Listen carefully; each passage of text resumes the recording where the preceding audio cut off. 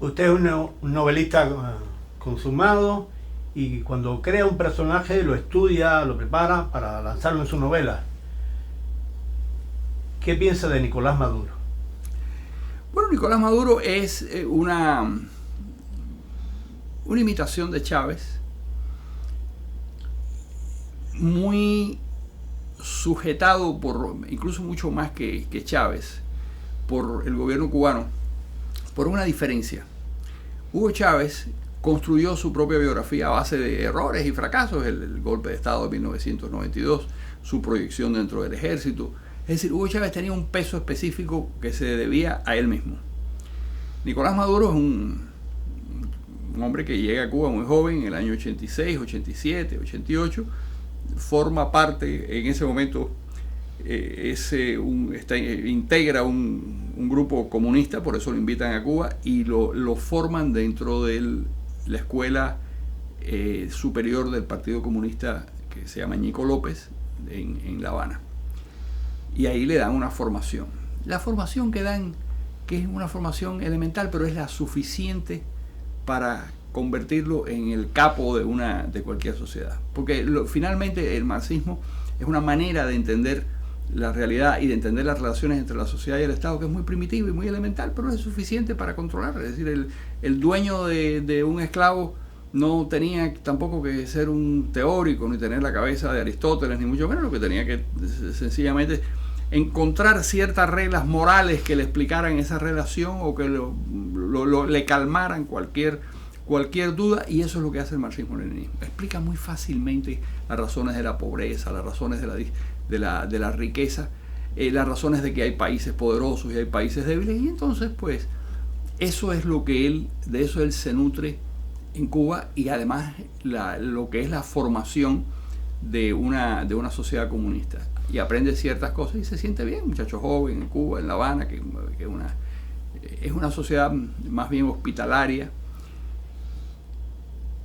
y eso hace que él le deba todo al gobierno cubano. Mientras Chávez tenía un peso específico propio, Nicolás Maduro lo único que tiene es el apoyo del gobierno cubano. Él no forma parte del ejército, no tiene el control del Partido Socialista Unido de Venezuela. Todos los cargos que él desempeñó fueron designados por Hugo Chávez, y Hugo Chávez al final, ya un moribundo, bajo la total influencia, porque él cae totalmente bajo el control del gobierno cubano.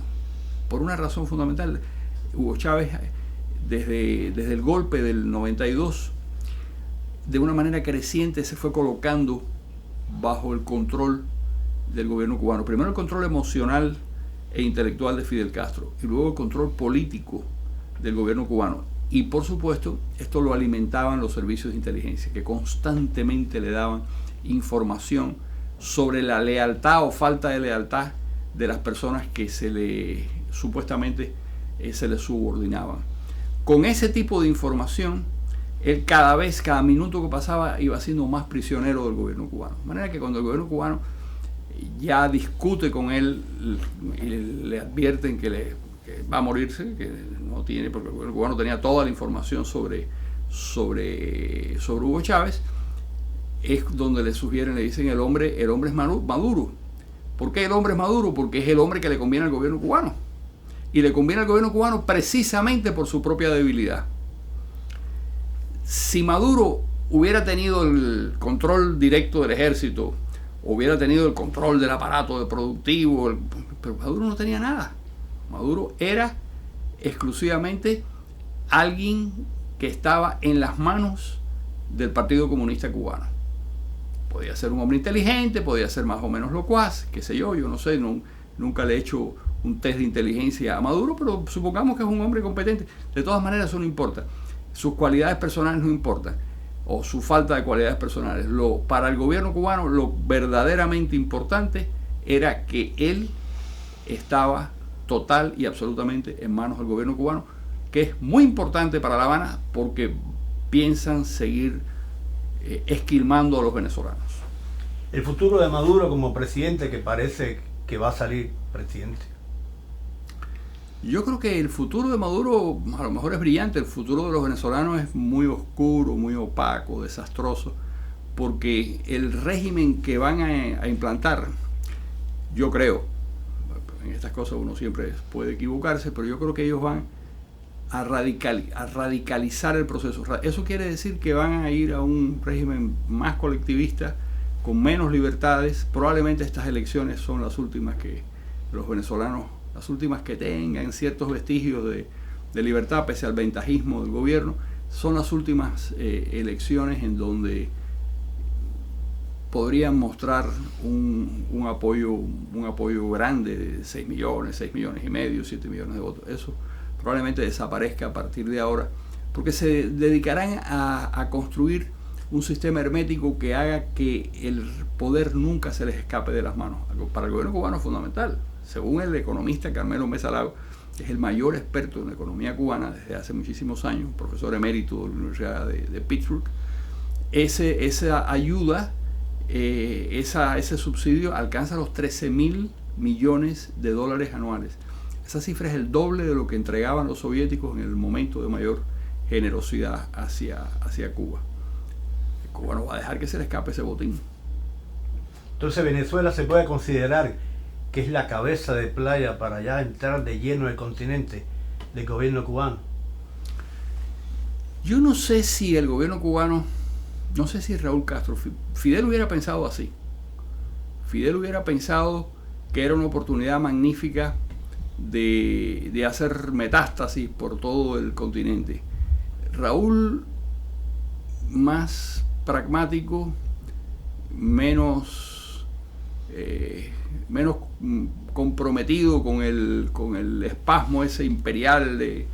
Yo creo que lo que se ocupará es básicamente de ordeñar a Venezuela, de consolidar el poder en Venezuela y de mantener el flujo hacia Cuba. Es probable que en este caso revivan la fantasía de crear un país bicéfalo, como Fidel y Chávez acariciaron en la década no en la década, es decir, entre el año 2002 y el 2006, hasta que Fidel se enfermó, que es cuando Laje dijo en Caracas que Cuba tiene 2 presidentes, y crearon una comisión de juristas de los 2 países para estudiar cómo podían fusionarse la legislación de los 2 países, y ahí eso se acabó con una enfermedad de Fidel.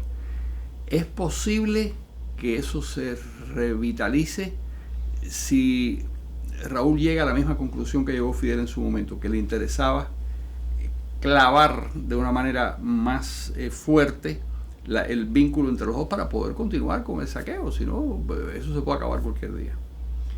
Algo más que quisiera decir que yo no le haya preguntado, porque la conversación podría ser eterna, porque usted tiene excelentes valoraciones, pero no tiene mucho tiempo. Yo, bueno, me gustaría nada más agregar que desgraciadamente en este caso, más que de una imposición exterior, hay que hablar de un suicidio progresivo de la sociedad venezolana, que se está metiendo en la boca del lobo y va a padecer mucho para poder salir de esa situación. Van a ver el empobrecimiento progresivo de la sociedad, van a ver el encanallamiento del poder en unos niveles de corrupción que todavía son muchísimo más altos de lo que estamos viendo, un nivel de violencia mucho más alto. El éxodo se proyectará hasta niveles que hoy en día ya es alto, pero niveles muchísimo más altos. Y en definitiva será una catástrofe social más como las que han generado las dictaduras de corte colectivista a lo largo del siglo XX. Siempre se habla del socialismo del siglo XXI y recuerdo la frase de mi amigo el escritor Plinio Puleyo Mendoza cuando le preguntaron por el socialismo del siglo XXI, y dijo: yo no puedo predecir cuál va a ser el destino del socialismo del siglo XXI, pero sé que el del siglo XX costó 100 millones de muertos. Muchas gracias.